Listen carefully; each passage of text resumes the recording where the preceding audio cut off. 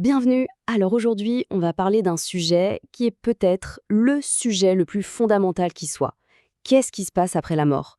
Mais attention, ici on va pas juste parler de théorie ou de croyance.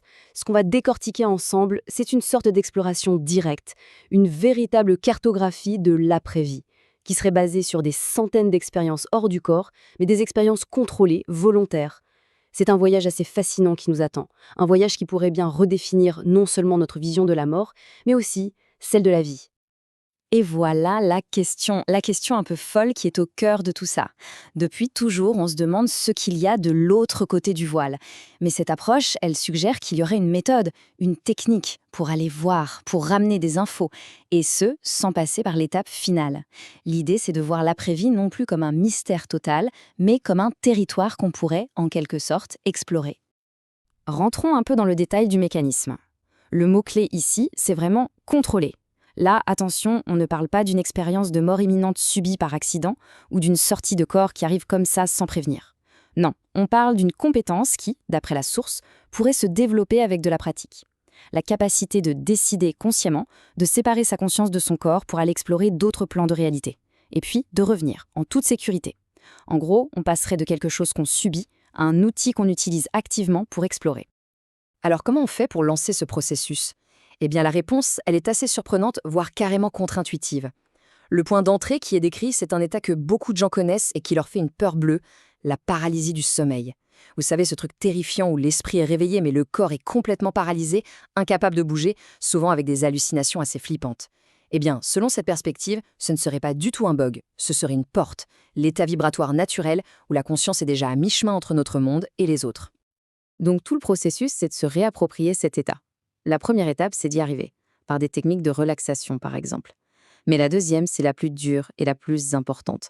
C'est de complètement reprogrammer cette réaction de panique qu'on a tous.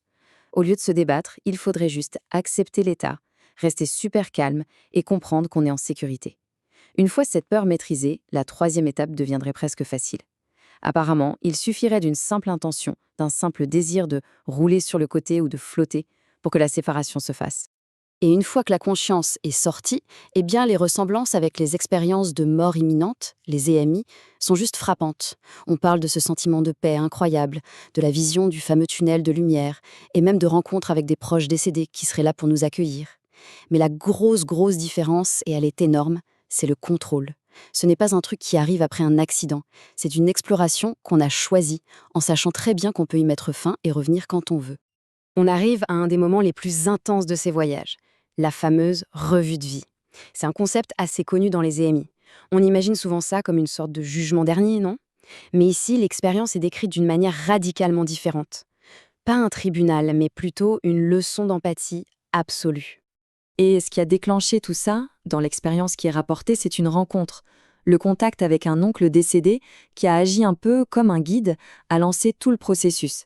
C'est ce lien, cet amour, qui a ouvert la porte à une réévaluation totale de sa vie passée, mais pas de notre propre point de vue. Non, à travers les yeux et le ressenti de toutes les personnes qu'on a croisées et que nos actions ont touchées.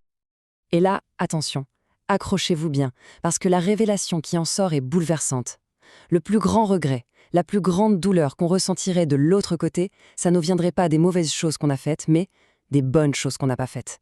C'est tout cet amour qu'on a gardé pour soi, qu'on n'a pas osé dire, cette gentillesse qu'on a retenue, cette aide qu'on aurait pu donner mais qu'on n'a pas offerte. En fait, c'est pas une confrontation avec nos péchés, mais avec tout notre potentiel d'amour qu'on n'a pas utilisé. Et de cette réalisation incroyable découle une mission, un but. Si la conscience continue après la mort, alors la plus grande illusion qui nous emprisonne tous, c'est la peur de la mort. C'est cette peur qui crée l'égoïsme, les conflits, tout ça. Le but, le grand œuvre, c'est donc simple. Partager cette info, prouver que la vie ne s'arrête pas pour libérer les gens de cette peur fondamentale et au final changer complètement la façon dont on vit sur Terre.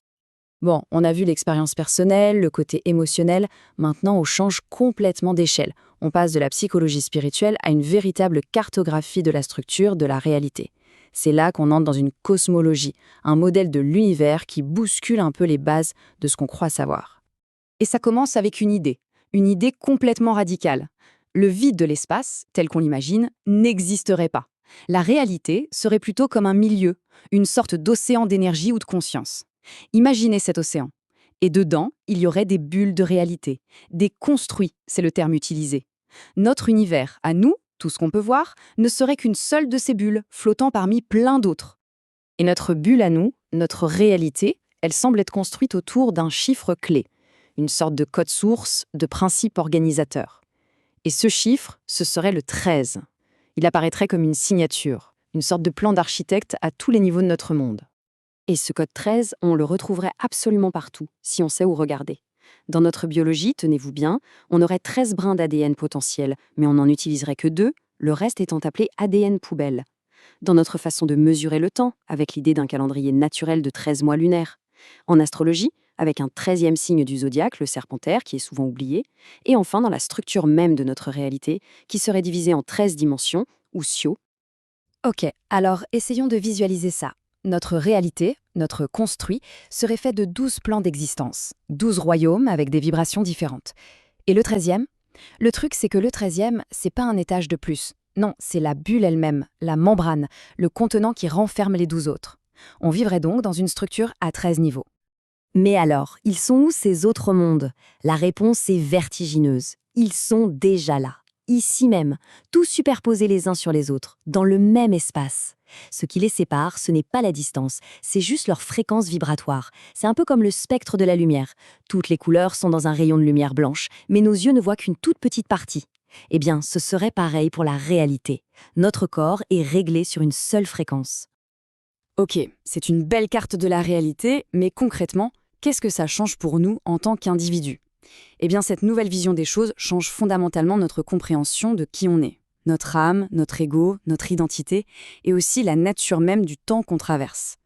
La distinction devient hyper claire. D'un côté, on a le corps physique. Pensez-y comme une voiture de location, un véhicule temporaire, avec des capteurs très limités, qui ne voient qu'une miette de la réalité. Et ce véhicule, il est fait pour mourir. De l'autre côté, on a le corps de l'âme. Ça, ce serait notre vraie forme, notre vrai nous. C'est permanent, ça n'est pas limité par les 5 sens, et ça peut percevoir toute la réalité. La vraie vie, ce ne serait donc pas ici, mais celle que vit notre âme. Bon, on entend souvent dans les cercles spirituels qu'il faut tuer l'ego, que c'est l'ennemi, l'illusion à dépasser, non? Eh bien, la perspective qui est ramenée de ces explorations dit exactement le contraire. Loin d'être une illusion à jeter, l'ego, ici, ce serait l'essence de qui on est. C'est la somme de nos expériences, de nos souvenirs, notre personnalité, notre humour, nos passions. C'est ça qui nous rend uniques. Et non seulement on ne le perd pas après la mort, mais on le garde en entier. La mort ne dissout pas qui on est, elle le libère juste de ses limites physiques. Et ça change aussi complètement notre vision de la réincarnation. Ce ne serait pas une roue karmique, une punition à laquelle on est enchaîné. Non, revenir dans un corps physique serait toujours un choix conscient de l'âme. Une âme choisirait de revenir par amour, pour aider ceux qui sont encore endormis, pour apprendre, pour expérimenter, et surtout pour avoir de nouvelles chances d'exprimer cet amour qu'on a vu au cœur de la revue de vie. Allez, on termine avec le concept le plus dingue de tous. Ça concerne notre perception la plus basique, le temps qui passe. Est-ce qu'on avance vers un futur qu'on écrit au fur et à mesure? Ou est-ce qu'on est juste en train de vivre une histoire qui a en fait déjà eu lieu? L'analogie qui est donnée, c'est celle d'un jeu de cartes. Nous, dans notre corps, on vit le truc une carte après l'autre. On tire une carte, c'est le présent. On ne sait pas quelle sera la suivante. C'est linéaire, mais pour l'âme, qui est en dehors de ce temps linéaire, c'est comme si elle voyait tout le paquet de cartes étalé sur la table d'un seul coup. Le passé, le présent, le futur, tout est là en même temps. Tout se passe maintenant. Et l'implication de ça, elle est énorme. Ça voudrait dire que les grands événements de l'histoire, ce seraient des points fixes, des étapes obligatoires sur notre chemin. On serait en train de voyager à travers une histoire déjà écrite.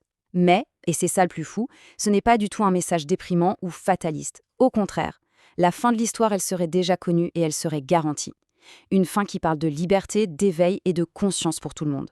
Une pensée qui, qu'on y croit ou non, a de quoi nous faire réfléchir sur la nature de notre grand voyage collectif. Merci d'avoir partagé ce moment avec moi.